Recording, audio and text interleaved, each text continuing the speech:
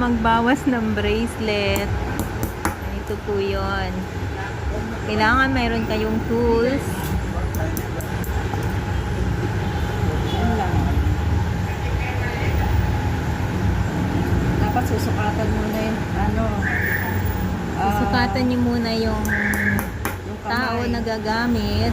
Tapos pag ganito po, ay sorry po. Lamang sa alas 6 kesa sa alas 12. bawas kaysa sa 12 para pumantay sa kamay. Yan lang.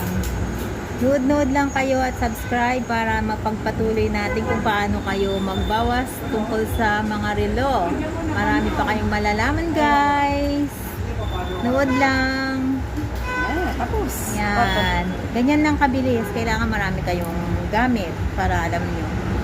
Abangan pa ang ibang mga klase ng relo na pwede nating bawasan para kayo na lang ang magbawas. Mahal kaya magbabawas sa mall. Thank you, guys.